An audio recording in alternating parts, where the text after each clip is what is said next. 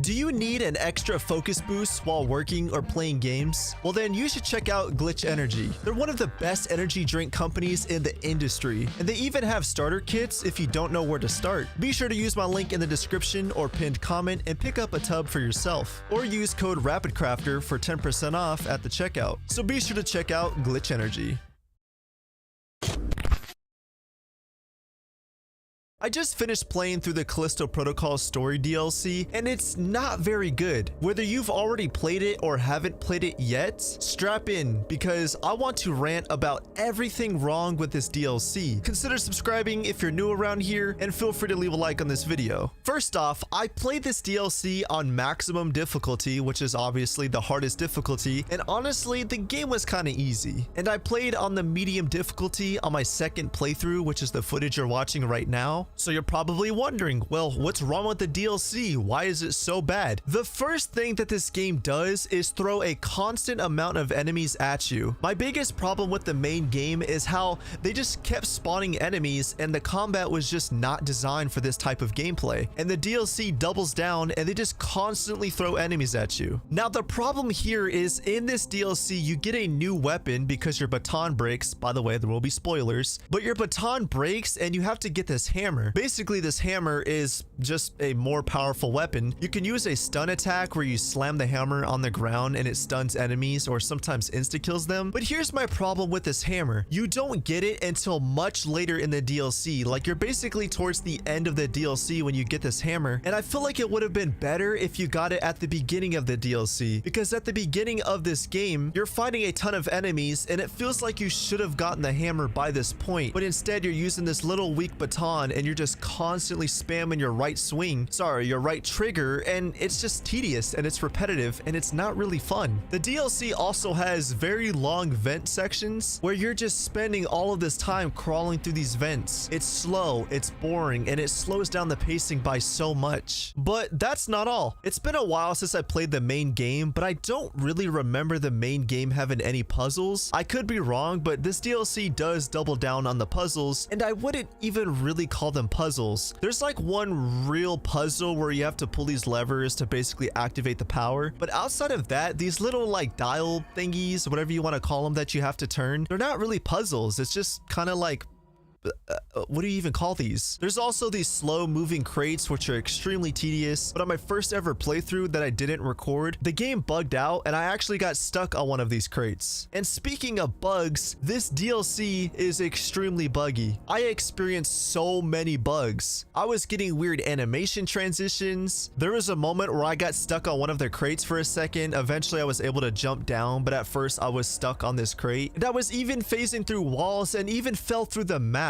The final boss is also extremely disappointing. Now, this is something that I really want to talk about. The final boss is straight up just lazy. It's literally the main game's boss, except this one can teleport and shoot things at you. I don't remember the original final boss too much, but basically this final boss is like a hallucinated version of Dr. Mahler. But to put it simply, the boss isn't threatening. The only threatening thing that this boss does is she does this slam attack, which does a lot of damage if you don't block it. But the problem is that there is no way to counter it. You either have to tank the hit or be quick enough to run behind her as soon as she does the animation before the slam. It's just not very well designed. It's lazy and it's just not fun to fight. You swing, dodge, shoot. Swing, dodge, shoot. It's the same gameplay from the main game. There is nothing new or creative about this. Glen Schofield was all over Twitter and Reddit and all these different social media platforms for the Callisto Protocol, and he was hyping up this DLC saying that there's new enemies, guys,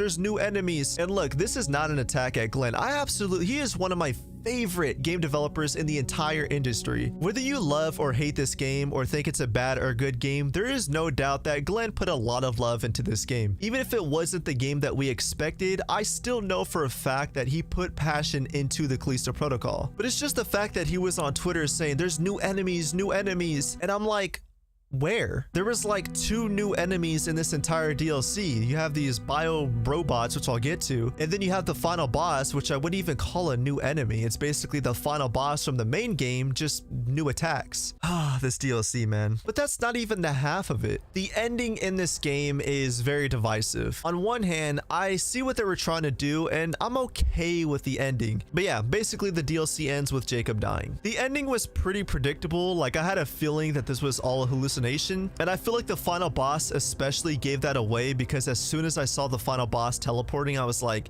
this can't be real. So I would say the ending was predictable, but at the same time, I didn't expect that twist. There was also this section with hallucinations that I really liked, and I think it's my favorite section in the entire DLC. I think it's even better than the final boss. But there's a section where you get the hammer, and basically all of these enemies are running at you, but some of them are real and some of them are just hallucinations. I was getting whooped in this section the first time I played it, and even the second time I played it. It's arguably one of the best sections in this DLC because it's different and it's unique and it's cool and it's actually creative, and it mixes up the gameplay just a little bit. But one of my biggest issues with this DLC are the new bio robots. I forgot what they're called, but I'm just gonna call them bio robots. These are probably the most disappointing enemies that you could have ever imagined. So the first encounter with one of these robots, you have, you know, Dr. Mahler saying these guys are threatening. Be careful, Jacob. You don't want to fight these guys unless you have to. And on my first playthrough, I'm thinking, oh my god, these guys are threatening. Like, they can insta-kill me. Like, I really gotta watch out. Just to find out that if you look right here, you could just run up to the first guy and just whoop him. I'm using the baton and I'm beating this guy up. On your first playthrough, you think they're threatening until the game forces you to fight one of them. And then you realize, like, what's the point? You know, the Dr. Mahler the entire time is making it seem like you have to sneak around these enemies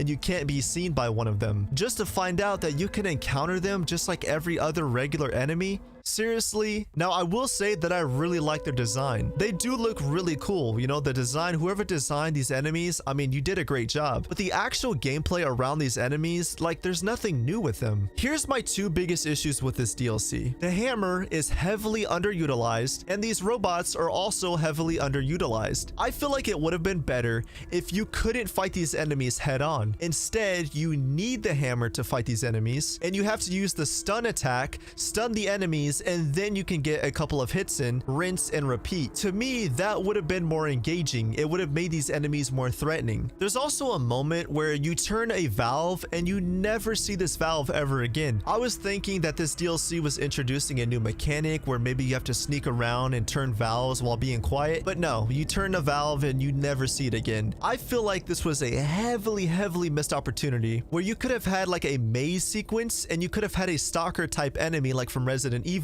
where you have one of the robots that are entirely unkillable, and you have to sneak around this maze while turning valves while you're sneaking away from this unkillable enemy. That would have been scarier than whatever else this DLC was trying to do. I beat this DLC in about 3 hours my first playthrough, and on my second hour I beat it in like 2 hours. And after you beat the DLC, you do unlock a new gold skin, which does look pretty cool. It's nothing too crazy, but is it worth it?